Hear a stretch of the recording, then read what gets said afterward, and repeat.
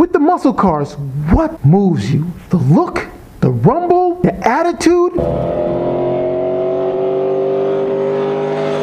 If you're like me, you'll pick all the above. Chevy guys, come on in and get some, brothers. Your cars were badass too, man. I get inspired by those cars along with Dodge and AMC. The cars are classic. You guys that are watching this video love and enjoy old school muscle, no matter what brand it is. And I do also. And I respect and enjoy these race events from the past and present.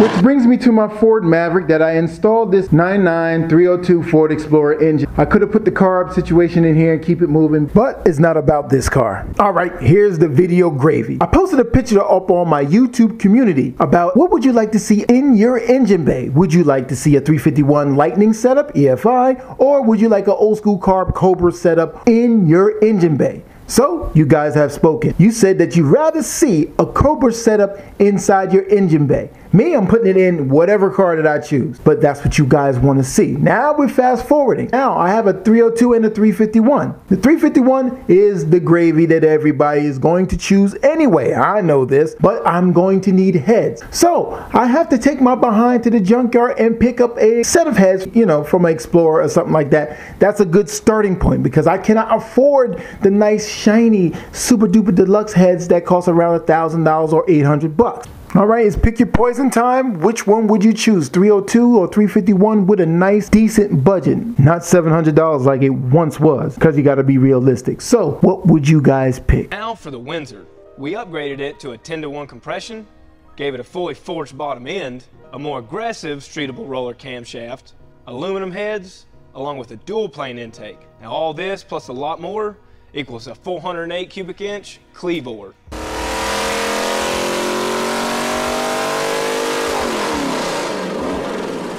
502 foot-pounds of torque at 3,900. Holy smokes. Made 468 on power at 54. Yes, it did. Now let's check out a 302 stroke to a 347. We started with a Summit Racing fully machined and prepped late model OEM block. Then added off-the-shelf parts like an Eagle ESP Armor forged crank, H-beam rods, and Mala pistons. A Lunati hydraulic roller cam controlled all their valve train, and up top, a set of Airflow Research 205cc Renegade cylinder heads rested on the decks. Directing the air and fuel charge to them was an Edelbrock Victor Jr. intake manifold topped off with an exceptional quick fuel Black Diamond 750 CFM carb. The engine loaded the dyno and made a 4,000 to 6,800 RPM sweep and cranked out 507 horsepower, 447 pound-feet of torque. Option number 3 can be a 351 Cleveland. Cleveland's stroke and rod length are the same as factory. The cylinders were bored 30 over, and we upgraded to a roller cam with more lift and duration. For intake, we went from a cast iron dual plane to aluminum single plane, and from a 2 to 4 barrel carburetor. Displacements just over factory at 357 cubic inches. We made a 386 horsepower run right out of the gate. The follow-up run, same identical horsepower with a little more torque at 397 foot-pounds. Finally, our best horsepower pull of the series, 390. Now you can see, just like with the torque, the 2V had outperformed the 4V all the way up to about 4,700 RPM. The 4V then took over, but dropped right back off. Now that shows that the 4V may be good for race, but the 2V is the one for the street. The Cleveland is out, but next up we have this 5.0 Mustang 302 EFI 331 stroker from LMR. It's already been worked out. We're going to see the stock run in this form, and then he's going to switch the heads out. Let's see the stock run.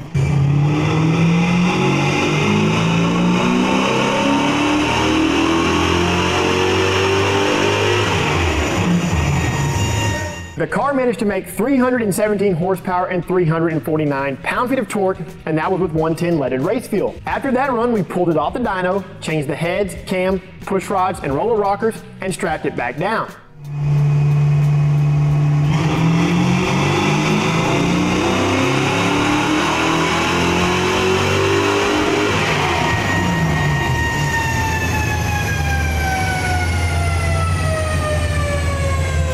Our after pull with the 11R head and stage 2 cam, the car managed to put down an astonishing 363 horsepower and 376 pound-feet of torque. So what did you learn from those videos? Absolutely nothing, because most of you guys know about that recipe already, but I still want to listen to you guys' recipe on these motors. What I found out is that no matter what Windsor you have, 302 or 351, you better get a stroker kit for it. I'm going 347 with the 302s, and then with the 351, I am going to go 408. But I'm going to have GT40P heads or GT40 heads, no matter what it is. That's what I'm going to work with until I save another piece of change and get me some good set of heads. Let's go celebrate and go pick up another engine because I'm too lazy to take the heads off at this moment. As I'm walking through this junkyard, I can't help but think about those videos where they spend a lot of money. I just can't see spending that type of money to get, you know, some decent horsepower and torque out of these motors. I just can't do it. So we're going to be taking out this engine here, because why buy the heads for $250 or $200 while you can get the whole engine for $150 with the harness and ECU. So taking off that. All right, so we're going to talk to the guy who's about to take out the engine and tell him exactly what I need to be done. I don't think this engine is good, but we're going to open it up, check the bottom end anyway. I checked the oil. There's no oil in it. We really don't want the engine, so we really don't care. We care about those heads a little bit. You know, hopefully the heads are still good. I'm trying to get a glimpse of what happened to the car, but I really kind of think that the engine went bad. They didn't put any oil in it. Dang, I can't even test it to see if it'll move. Again, we just want the head. There's no oil mixing and nothing like that, so I didn't see that. I mean, this thing had nothing in it. Don't know how to gauge this. I mean, I'm trying to look and see if there's another one in here. I was planning to take this one, the head out of this one, and not the head, but the whole engine, that's gone. I took the engine out of this one plus the rear, and everything else 6 cylinders. You know, one day is going to be a recipe for 6 cylinders after a while, you know, but yeah, so I think we got pretty much everything that we needed.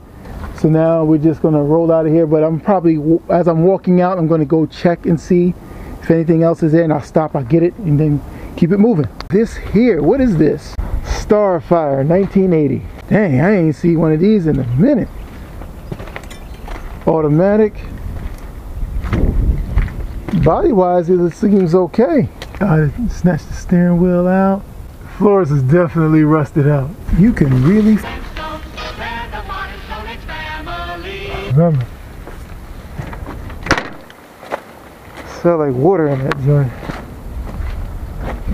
Mildew, but the body is, it's doable. It ain't like it's like the outside. It ain't like it's bad. Got how you open these joints. Man, F that hood.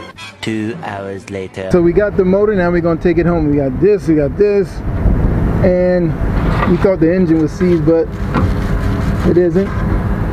So it just probably ain't got no oil in it or whatever, but we'll see what it is when we take it home. And 20 minutes later. all right, man, we've gotten everything back home. I covered it up, man, because, you know, it's going to be on the street for a little bit, so we're doing that. Man, we're going through a situation with the car behind the scenes. One of the injectors, right, it's just dumping too much gas. 1 cylinder. I know which one it is, and I'm going to change that injector. That's basically it. I ain't trying to clean it. I ain't trying to send it back. I ain't trying to do nothing. Just going to change that 1 injector and keep it moving.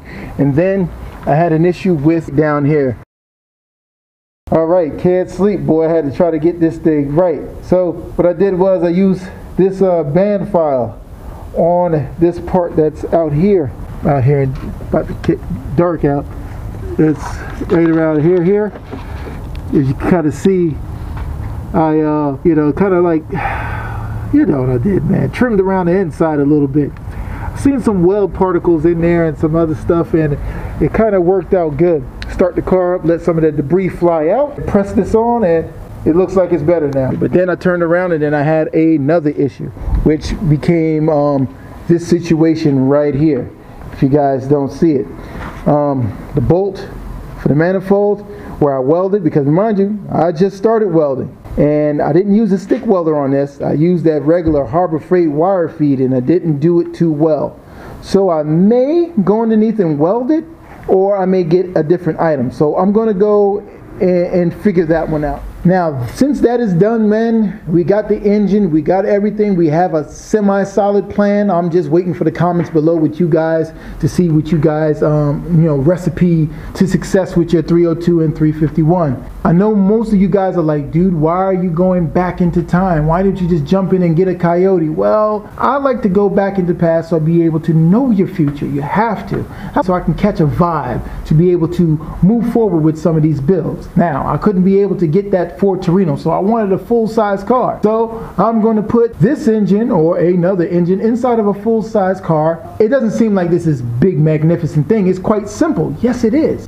I want it to be special. I just don't want to put something together all kind of ratty and just say, okay, this is what it is. It has to be cool. It has to have a good sound. It has to have a stance. It has to have the wheels that fit the build of cars of that genre back then. That's the key to this whole thing here. I mean, has it been done before? Yes. Is there anything special? No. Am I going to break the internet? No. That's not the purpose. The purpose is to just build something kind of cool that the old timers may say, hey, yo, man, that's pretty daggone slick. That's all I want an old timer to say. You know what I mean? That's the recognition I want, because I'm passionate about it in my own certain broke way. And I just wanted to share this experience with you guys. And I do really enjoy the comments and the stories that you leave below on this video, man. And thank you so much for watching this episode of Build Something TV, man. Hope you can enlighten me this time on this 302 to 351 situation. And we'll check you guys on the next video. Hey, check out this video on the end of SCCA Racing, Trans Am Series Racing. See you guys later, man.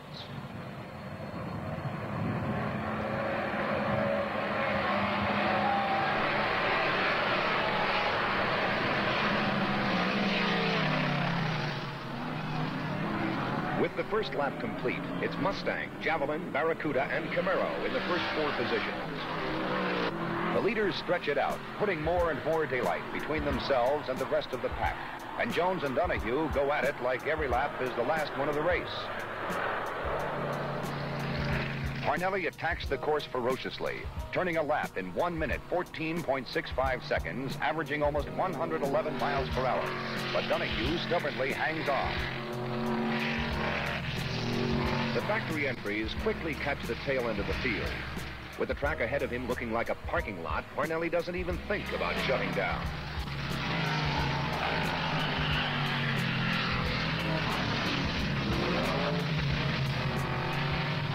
It's in this heavy traffic that PJ's years of experience and uncanny driving skills pay off. The Camaros, plagued with bad luck throughout the series, seem to be in deep trouble again. Alfred's teammate, Ed Leslie, limps around the course with a blown tire, all but eliminating himself from contention. Parnelli's tires, damaged by one of his off-course shortcuts, begin smoking badly, but he's past the pit entrance and must go around again. Several of the slower cars unlap themselves by passing the crippled Mustang.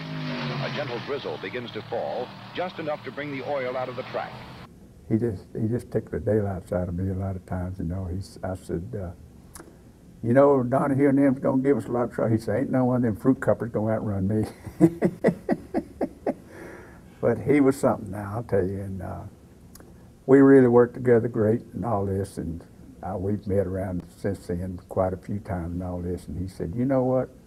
He said, if I'd have listened to you a little bit and got on Firestone, fixed them tires, we'd have won that championship in '69. I said, that's exactly right. I said, you know, every time you was way out front leading the race and the tires come apart, I said, that cost us the race, cost us that series.